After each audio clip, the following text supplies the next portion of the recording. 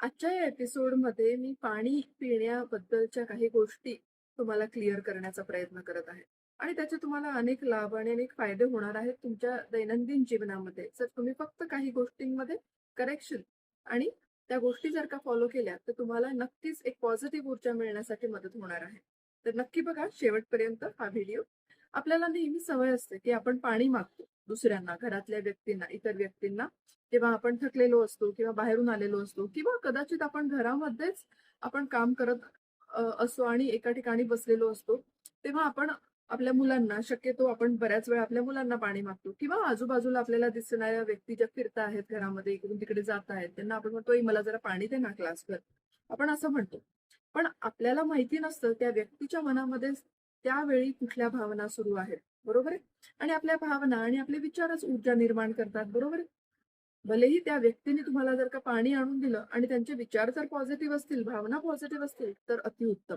पण जर नसतील, ते कुठल्यातरी एका भावनिक ऊर्जेमधनं जर का जात असतील आणि त्यांच्या हातून जर का तुम्ही ते पाणी ग्रहण केलं किंवा त्यांच्या हातून जर का तुम्हाला तुमच्यापर्यंत पाणी पोहोचत असेल, तर त्यांच्या ऊर्जा ज्या आहेत भावनेच्या, विचारांच्या मार्फत त्या पाण्यामध्ये उतरतात आणि त्या पाण्याच्या मार्फत त्या ऊर्जा तुमच्या शरीरामध्ये जातात.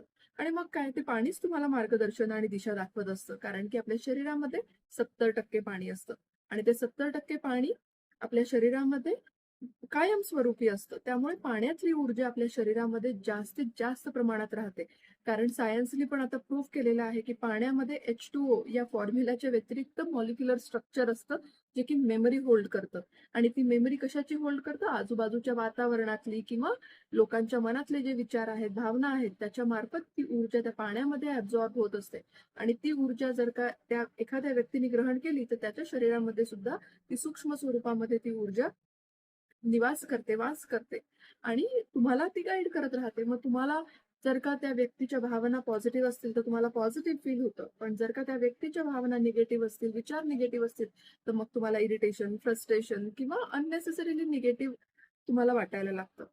त्यामुळे जर का आपण कोणाला पाणी मागत असू, तर नक्की 1 सेकंद विचार करा, की आपण उठून पाणी घेतलेलं नेहमी बरं, की दुसऱ्या व्यक्तीला आपण पाणी उठवून मागत आहोत आणि मग त्या व्यक्तीची चिड जर का होत असेल, तर मग तुम्हाला हा एक संकेत आहे, की तुम्ही स्वतः उठून पाणी घ्या आणि दुसऱ्यांना सुद्धा तुम्हाला कोणी पाणी मागत असेल, तर नक्की एका पॉझिटिव्ह मनाने आणि एका पॉझिटिव्ह भावनेने, एका विचाराने, की या व्यक्तीला मी हे पाणी देत आहे, त्याला सुख समाधान, शांतता लाभो, हीच मी अपेक्षा आणि इच्छा करतो. असं म्हणून एक विचार टाकून तुम्ही जर का पाणी दिलं, तर तुम्ही पाणी देणाऱ्याला सुद्धा एक मनाचं समाधान देणार आहात आणि तुम्हाला स्वतःला सुद्धा ते समाधान लागणार आहे.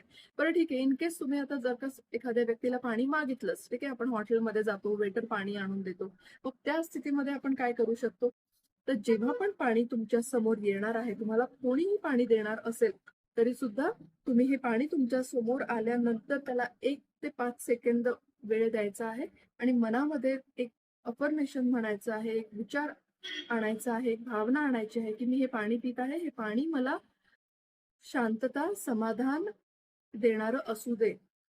मला पॉझिटिव्ह ऊर्जा देणारं असू दे. असं एक अफर्मेशन म्हणून तुम्ही ते पाणी ग्रहण करा. म्हणजे काय होईल, की जी व्यक्ती तुम्हाला पाणी देत आहे, त्याच्या भावना कशाही असू दे, त्याची ऊर्जा कशीही असू दे, ती ऊर्जा तुम्ही पुसून परत तुम्ही स्वतः एक नवीन ऊर्जा निर्माण करून ते पाणी ग्रहण करत आहात.